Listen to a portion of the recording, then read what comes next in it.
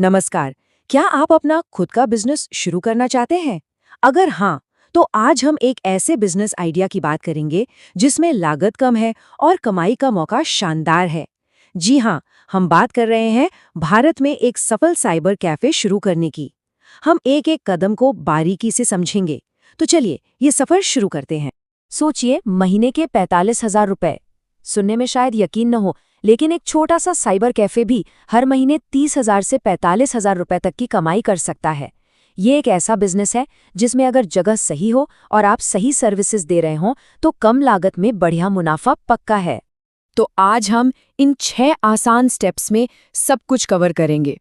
मौके को पहचानने से लेकर बिजनेस को कामयाब बनाने तक का पूरा रास्ता देखेंगे।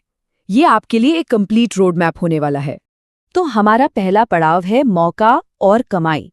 अब सबसे बड़ा सवाल ये उठता है कि भाई, जब आजकल ज्यादातर लोगों के हाथ में स्मार्टफोन है तो फिर साइबर कैफे का बिजनेस क्यों चलेगा?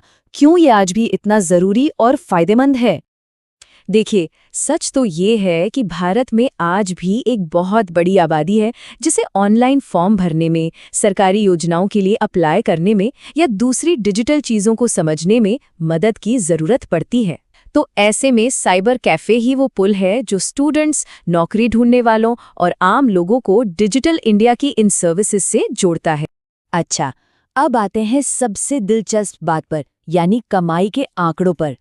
अगर आप सही सर्विसेज दे रहे हैं तो रोज का 1,000 से 1,500 रुपए कमाना कोई बड़ी बात नहीं है, और इसी को महीने में जोड़े तो ये बन जाते हैं पूरे 30,000 से 45,000 रुपए। ये एक अच्छी खासी रकम है। तो ठीक है, कमाई तो समझ आ गई। अब चलते हैं दूसरे और शायद सबसे जरूरी कदम पर, सही जगह और सही ग्राहक। यकीन मानिए, आपके बिजनेस का पूरा खेल इन्हीं 2 चीजों पर टिका है। तो आपके ग्राहक कौन है? सीधी सी बात है, स्टूडेंट्स हैं, नौकरी ढूंढने वाले लोग हैं, आम पब्लिक है। इसलिए दुकान खोलने के लिए सबसे बढ़िया जगह कौन सी है? स्कूल कॉलेज के पास, सरकारी दफ्तरों के नजदीक या किसी मार्केट एरिया में। और हाँ, एक काम जरूर करना, अपने एरिया के दूसरे कैफे पर नजर डालना। देखिए वो क्या कर रहे हैं और आप उनसे अलग या बेहतर क्या दे सकते हैं। चलिए, अब बात करते हैं खर्चे की। मतलब दुकान खोलने के लिए आपको क्या-क्या सामान चाहिए होगा और कितना पैसा लगेगा। ये रही आपकी पूरी शॉपिंग लिस्ट। तो देखिए, मोटा-मोटा आपको क्या चाहिए?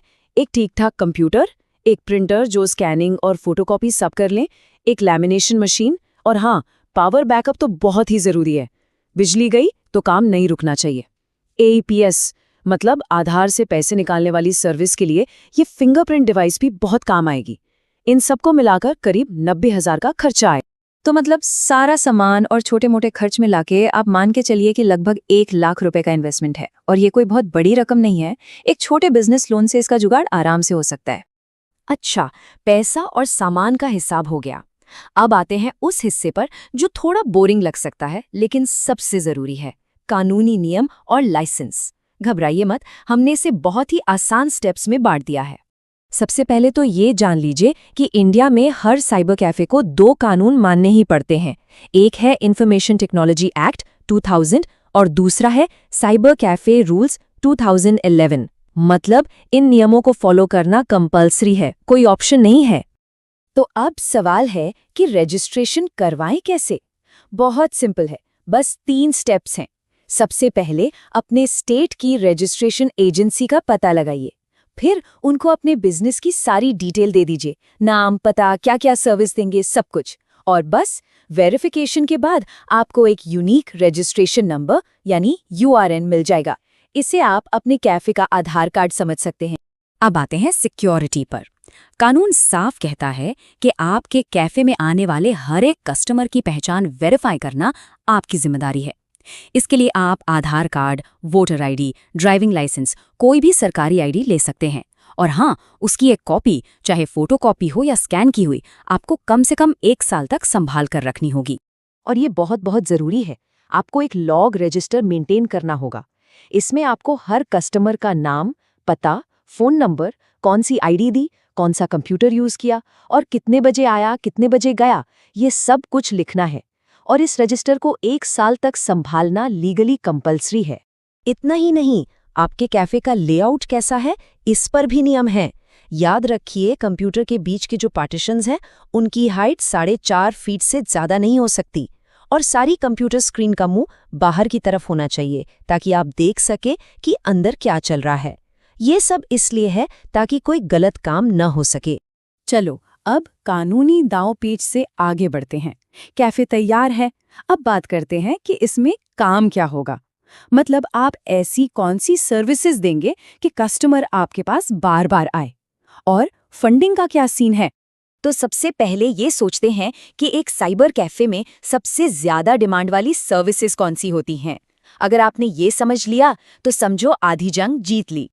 तो ये रही टॉप 10 सर्विसेज की लिस्ट। सरकारी नौकरी या एग्जाम के फॉर्म भरवाना, ये तो सबसे हिट है।